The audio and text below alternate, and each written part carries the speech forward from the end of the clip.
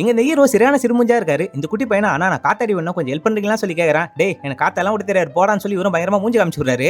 Roommate phone பண்ணிட்டு என் கூட வேலை செய்யற பொண்ணுக்கு ஏதோ பிரச்சனையாடா நம்ம ரூமை கொஞ்ச நேரம் யூஸ் பண்ணு சொல்லி கேக்குறான். நீ சாவி வச்சுட்டு போடான்றாரு. இவரும் வீட்டை விட்டு வெளில கிளம்பிடுறாரு. ஆனா சாவி வைக்கிறதுக்கு பதில் சாக்லேட் வச்சுட்டு போயிடுறாரு. மறுபடியும் வந்து சாவி வைக்கிறாரு. அந்த பொண்ணு வராங்க. அந்த பொண்ணு ஹால்லே உட்காந்து ஒர்க் பண்றாங்க. ரூம் கதவை சாத்திக்கின்னு வந்து மொபைல் யூஸ் பண்ண ஆரம்பிக்கிறாரு.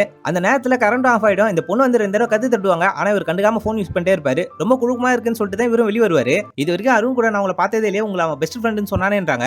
நான் புதுசா வர ஆள்கிட்டலாம் அவ்வளவு பேச்சே வச்சுக்க மாட்டேங்க. நான் பாட்டு எப்பவுமே சைலண்டா தான் இருப்பேன்றான். ரொம்ப போர் அடிக்குது, நம்ம ஒரு கேம் ஆடலாமா சொல்லி குட் ஆர் பேட்னு சொல்லி ஒரு கேம் ஆடுறாங்க. ஃபர்ஸ்ட் தான் அந்த கேம் ஸ்டார்ட் பண்ணுவாரு. இவருக்கு அந்த நேரம் பார்த்து எதுவுமே ஞாபகம் வராதா? சரி நானே எடுக்கிறேன்னு சொல்லிட்டு அந்த ஜெம்மி எடுப்பாங்க. இவரும் பேட் மெமரிஸ்னு சொல்றாரு. இப்பதாங்க ரீசெண்டா கார்ல போயிட்டே இருந்தேன், என்கிட்ட ஒருத்தன் தப்பா நடந்ததுக்காக ட்ரை பண்ணான்றாங்க. அப்புறம் என்னங்க ஆச்சு சொல்லி இவனே கேட்டான். கூட என் பெரியமா பையன் தான் இவங்களும் சொல்றாங்க. அவள் தான் அவங்க பெரியமா பையனை வச்சு சம்மடி வச்சிங்களா சொல்லி கேக்குறான். இல்ல என்கிட்ட தப்பா நடந்ததுக்கு ட்ரை பண்ணதே என் பெரியமா பையன் தான்றாங்க.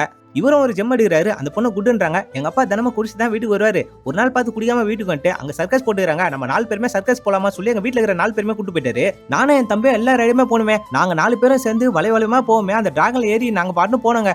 அப்பதான் எங்க அம்மா நல்லா கத்தி சிரிச்சாங்க. என் வாழ்க்கையிலே முதல் தடவை எங்க அம்மா அப்பதான் நல்லா சிரிப்பாங்கன்ற விஷயமே எனக்கு அப்பதாங்க தெரியும்ன்றான். கடவுள் மட்டும் இப்ப வந்து என்கிட்ட ஒரு வரம் கேட்டாருன்னு வச்சுங்களேன், நாங்க 4 பேருமே அந்த வளைஞ்சு போற அந்த டிராகன்ல தாங்க போகணும்னு சொல்லி கேட்பேன். எனக்கு அந்த அளவுக்கு அந்த மூமெண்ட் ரொம்ப பிடிக்கும். அடிக்கடி என் கனவுல கூட வரும்ன்றான். இந்த பொண்ணு லவ் ஃபெயிலியர் ஆன கதையை சொல்றாங்க. ஃப்ரெண்டா இருக்கிற வரைக்கும் எல்லாரும் நல்லா தான் பழகுறானுங்க. லவ்ன்ற விஷயத்தை வந்ததுக்கு அப்புறமேட்டு எங்க இருந்து தான் உங்களுக்கு சந்தேகம் வரும்னே தெரியல. நான் யாரை பார்த்தாலும் யார்கிட்ட பேசினாலுமே என் மேல சந்தேகப்பட்டவன் பயங்கரமா சண்டை போட ஆரம்பிச்சிட்டான். நீங்க ஒரு பொண்ணு கிட்ட பேசினா கேஷுவலா பேசுறீங்க, நாங்க ஒரு பையன் கிட்ட பேசினா அந்த பையனை கரெக்ட் பண்ண ட்ரை பண்றேன்னு அர்த்தமா? என்னடா இதெல்லாம் நியாயம்னு சொல்லி இந்த பொண்ணு ஒரு மாதிரியா பேசுறாங்க.